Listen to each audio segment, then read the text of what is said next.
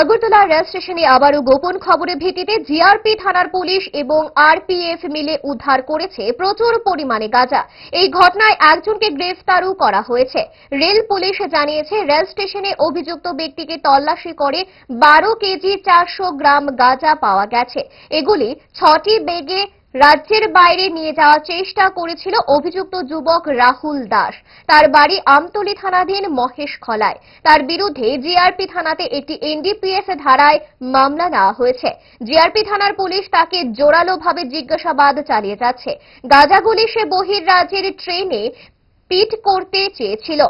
তাকে জিজ্ঞাসায় জানা যায়, সে অনেকবার এইভাবে গাঁজা পাঠিয়েছে।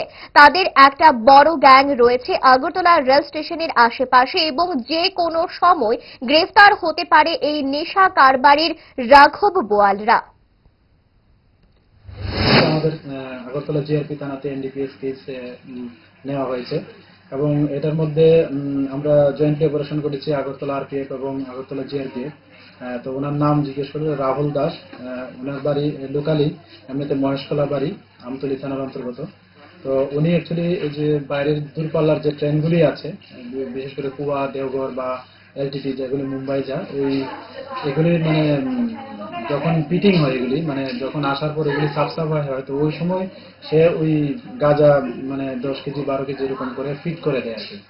তার কাজে তৈরি আমরা অনেকদিন ধরে খবরটা ছিল।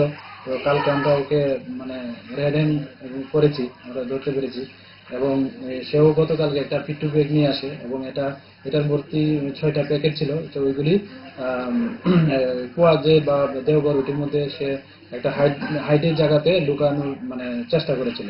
তো আমরা ওইগুলি ওজন করে দেখলাম 12 কেজি 400 গ্রামের মতো হয় ওগুলি ওজন।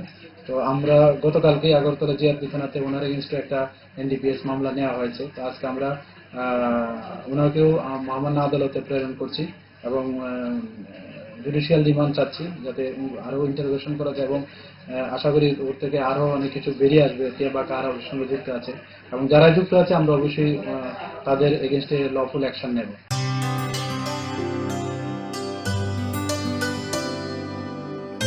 পানি সারে গা সারে পা মা গা।